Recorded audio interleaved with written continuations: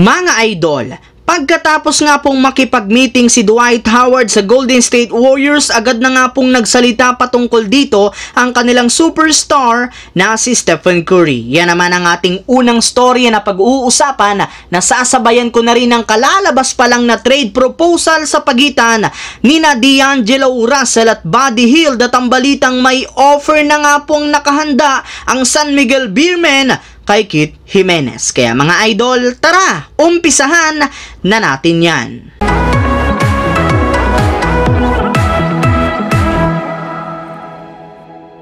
Mga idol, ang video nga pong ito ay hatid sa inyo ng 1xBet, kung saan dito nga po ay pwede kayong tumaya sa mga pinakamaiinit, exciting at pinaka-inaabangang laban sa NBA gaya na lamang ng Lakers, Milwaukee Bucks at Warriors. Easy lang mag-register, pindutin lang nga po ang link na nasa comment section at huwag kalimutang ilagay ang ating promo code para makakuha kayo up to 7,000 pesos na bonus sa inyong first deposit. Pwede rin nga po niyong gamitin ang inyong GCash account para makapag-deposit at makapag-cash out. Kaya mga idol, tara, mag-register na. Katulad nga po mga idol, ng lumabas na balita ngayong araw ay tapos na nga po ang 2-day interview ng Golden State Warriors kay Dwight Howard, at mukhang naging maganda rin naman nga po ang kanilang ginawang pag-uusap ng mga nagdaang araw. Kaya malaki nga talaga ang tsansa na mabigyan siya ng kontrata kasabay ng pagpunta nito sa Los Angeles para makipag-workout kina Chris Paul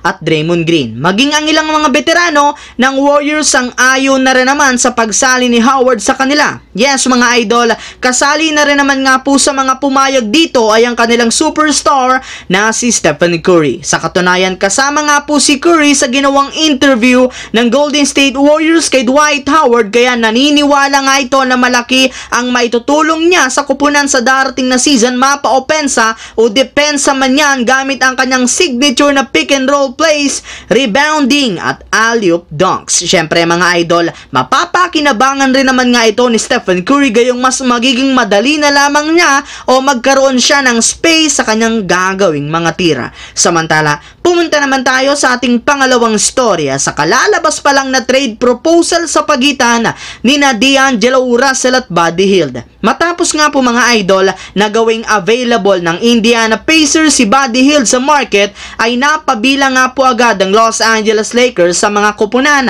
na interesado sa pagkuha sa kanya. Pero sa kabila nga po niyan, kailangan pa rin naman ng Lakers na maghintay bago pa sumapit ang trade deadline next year, gayong dito pa lang naman nila magagamit ang kanilang mga hawak ngayon na trade assets, katulad na lamang ni D'Angelo Russell na siyang i-offer nga daw po ng Lakers sa Indiana para makuha si Buddy Hield. Kung inyo nga pong matatandaan, si D'Angelo Russell nga po ang pinakamalaking trade asset na hawak ngayon ng Lakers, gayong sa kabila nga po ng pagpirma nito ng 2-year contract, tinanggalan rin naman nga siya ng Lakers ng trade clause sa kanyang kontrata. Kaya once nga po na hindi maging maganda ang laro ni D'Angelo Russell sa darating na regular season, sigurado nga po na iaalok nila siya sa Indiana Pacers. Habang dumiretso naman tayo sa ating huling storya sa balitang may offer na nga daw pong nakahanda ang San Miguel Beermen kay Keith Jimenez. Bagamat man nga po mga idol, nakuha si Keith Jimenez ng San Miguel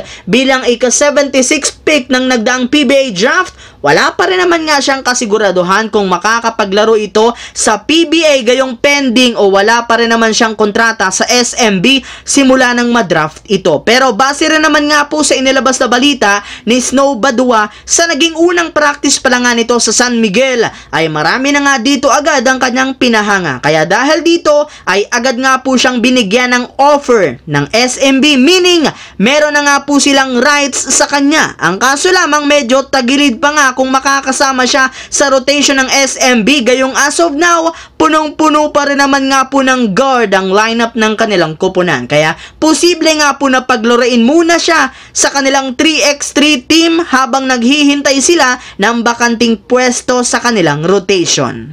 So yun lamang mga idol, ang ating bagong video na ating pinag-usapan ngayon dito sa aking YouTube channel. Once again, this is your J-Zone TV. Huwag kalimutang mag-like at syempre mag-subscribe. Pindutin ang notification bell sa akin channel para lagi kayo maging updated sa mga videos na pinapalabas ko.